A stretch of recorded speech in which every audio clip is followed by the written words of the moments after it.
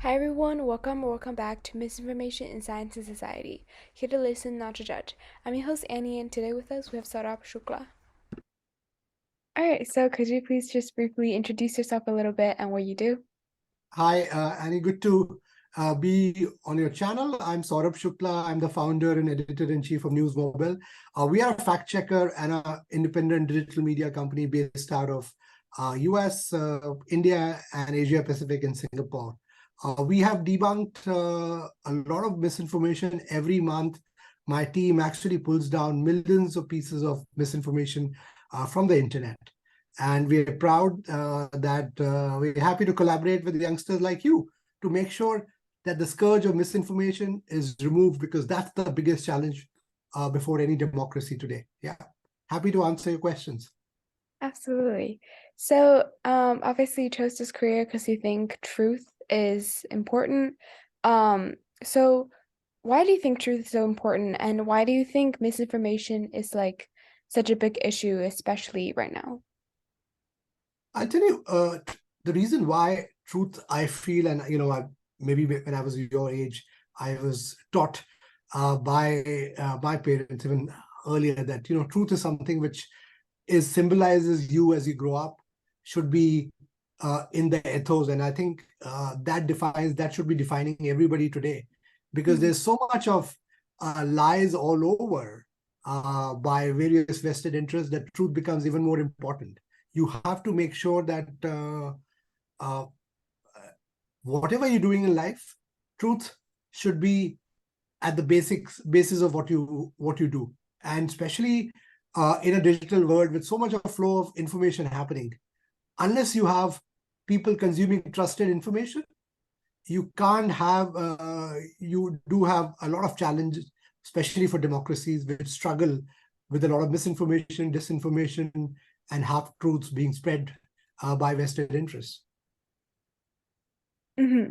Yeah. So, what do you think about the invention of technology and its impact on misinformation? I think technology, is like a dual-edged sword. It helps in some ways because technology has also brought, it's an enabler, especially I come from India, where you have overwhelming number of people out of the 1.4, almost 1.5 billion now of people that stay in India. It's the most populous country in the world now. A lot of people are in the villages. So internet and technology has enabled them to access, I would say, information, Hmm. uh, which has really helped them in agriculture, which has also helped them save their lives from diseases, also gotten education, also helped schools to grow. So, during pandemic, we saw that the technology also helped people, especially, at News Mobile, we were able to debunk a lot of vaccine hesitancy and propaganda against vaccine. So I would say technology works there, but sometimes the challenge is that technology alone cannot solve the answer of misinformation. That's the reason why they need expert domain experts, expert fact checkers like us. What we are doing at News Mobile, we do it across different languages to actually provide context to any article which we feel after we have a very comprehensive process to Hmm. call out what is the misinformation and what is the correct information.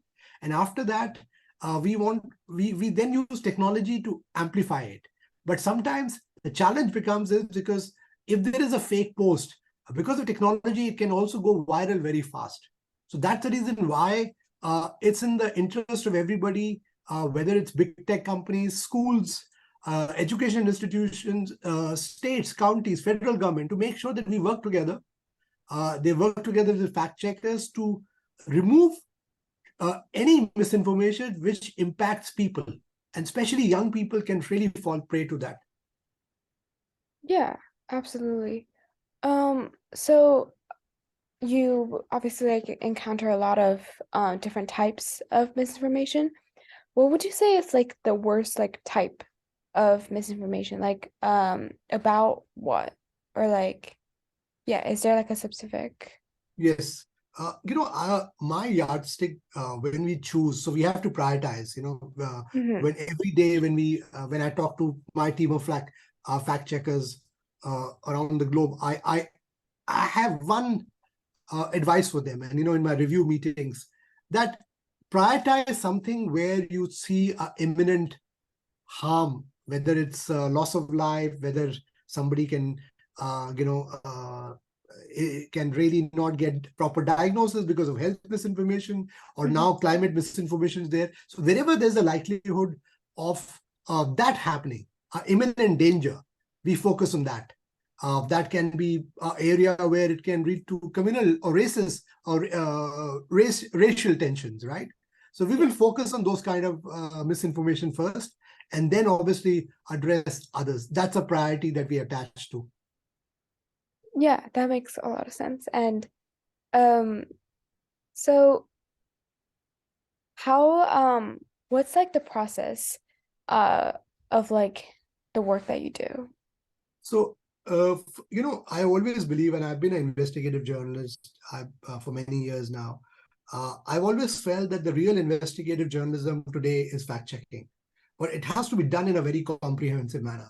You can't go wrong on your facts. So we have a layered approach where our reporters on the ground find something, and then what we do is, sorry, did I lose you? No. No, sorry. Reporters on the ground find something, and then what we do is that we find we find ways to check it through several layers. We also find ways to get people on the ground to make sure that they verify it, and then once it's verified, then we put out a fact check, which also details our methodology. I see. All right. So what do you think obviously like you work in like around like misinformation and stuff like that, but what do you think like um a regular person without like a big platform or anything or like have a big organization behind them can do to like help eliminate or like avoid or like reduce misinformation just in their like daily life? I'll tell you, the simplest thing is, I don't know whether you played. I remember when I was growing up as a kid, I used to love solving Spot the Difference. There were two pictures Oh, given, and I would say, just treat it like a Spot the Difference. When you see a picture, try to see what is there. Say, okay, if they have given a picture of a certain city, they say that this incident happened in a certain city. Try to see what are the landmarks around that. Have they changed something? Sometimes some of the fact checks that we've done, we find that the story is, say, is from America, but you find, uh, maybe a direction board, which is in some other language. That's a giveaway. mm-hmm. The number plate of a vehicle. If they're saying that, a certain incident happened in Chicago, the chances are that you will see out of 10 cars on the road, you'll Uh-huh. see 7 or 8 which are from that city, right? That's a Yeah. giveaway. Mm-hmm. Plus, there are tools, basic things like Google reverse image search. Mm-hmm. Okay, you can put these tools to use, and also, there's something. So we have a very comprehensive school program, in fact, where we teach young people. We have something called a young journalist program where we teach them about fact checking as well, where we Mm-hmm. talk a lot about how we detect misinformation, so that the young people, they can become the brand ambassadors to detect misinformation and debunk fake news. Absolutely. That's very important work you're doing. So those are all my questions about misinformation. So, um, do you, just to like close it out, do you have any like advice for people, especially like teens? It can be around like information or just like in general, like life advice. I think my advice is that you can be the champions today. You people know more about technology, the flow of information more than others do. I sometimes learn things from my kids about what's happening.